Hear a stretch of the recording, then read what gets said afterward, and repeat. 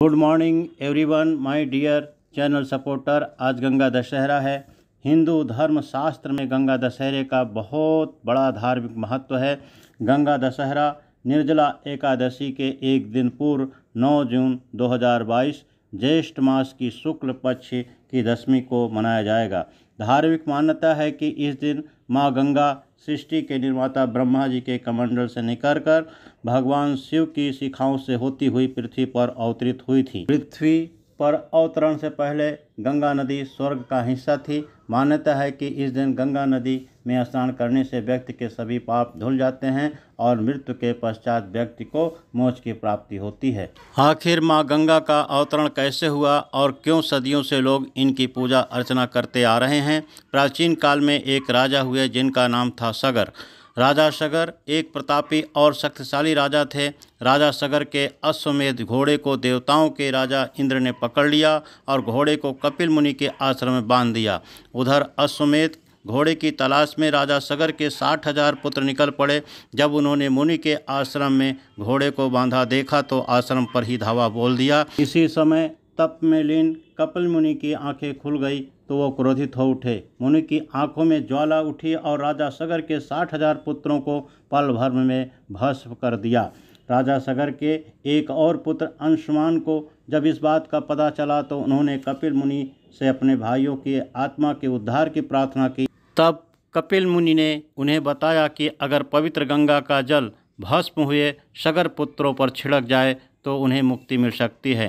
अंशुमान ने बहुत कोशिश की लेकिन वो अपने भाइयों को कपिल मुनि के कोप से मुक्त नहीं करा सके। बाद में उनके पोते राजा भगीरथ ने अपने पूर्वजों की आत्मा की शांति के लिए तपस्या करने का संकल्प लिया। पूर्वजों का उद्धार करने के लिए भगीरथ ने कठोर तपस्या की और आखिर माँ गंगा को धरती पर आने की उनकी प्रार्थना गंगा ने स्वीकार कर लिया। अब सवाल था कि गंगा धरती पर आए कैसे। गंगा की धारा इतनी तेज थी कि उनके सीधे धरती पर आने का मतलब प्रलय और तबाही।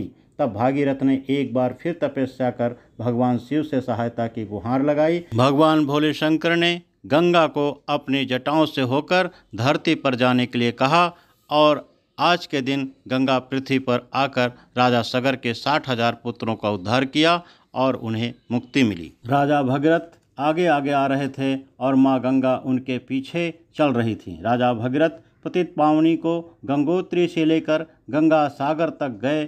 यहाँ उन्होंने कपिल मुनि से विनती की कि वो उनके अपने श्राप से मुक्त करें। गंगा की अमृत धारा भगीरथ की कठोर तपस्या का फल था।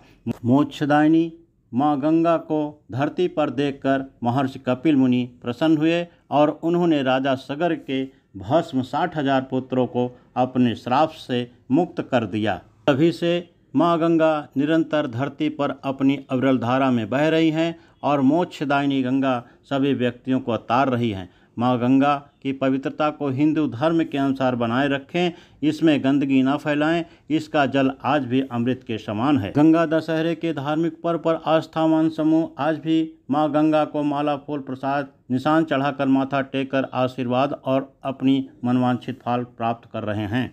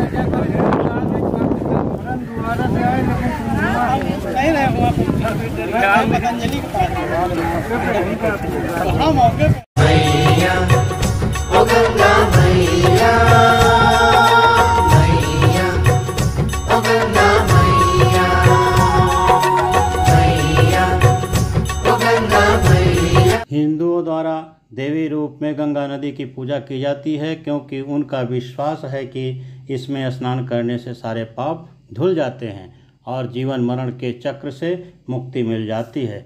शास्त्रों में उल्लेख है कि जीवनदायिनी गंगा में स्नान पुण्य सलीला, नर्मदा, गंगोत्री, अलकनंदा, भागीरथी के दर्शन होते हैं और मोक्षदायिनी क्षिप्रा के स्मरण मात्र से मोक्ष मिल जाता है। हर हर गंगे जय माँ गंगे, हर हर गंगे जय माँ गंगे, ओम जय गंगे माता, श्री जय गंगे माता। जो नर तुमको ध्याता, मन वांछित फल पाता। ओम जय गंगे माता। चंद्र सी ज्योति तुम्हारी, जल निर्मल आता। शरण पड़े जो तेरी, सो नर तर जाता। ओम जय गंगे माता। पुत्र सगर के तारे, सब जग को ज्ञाता। कृपा दृष्टि तुम्हारी, कृपा दृष्टि तुम्हारी, त्रिभुवन सुख दाता। ओम जय गंगे माता। एक ही बार जो तेरी शरणागति आता, यम की त्रास मिटा कर परम गति पाता। ओम जय गंगे माता। आरती मात तुम्हारी, जो जन नित गाता। दास वही सहज में, दास वही सहज में, मुक्ति को पाता। ओम जय गंगे माता। ओम जय गंगे माता, श्री जय गंगे माता। जो नर तुमको ध्याता, जो नर तुमको ध्याता, मन वांछित फल पाता। ओम जय गंगे माता। ओम जय गंगे माता। बोलो गंगा मैया की जय।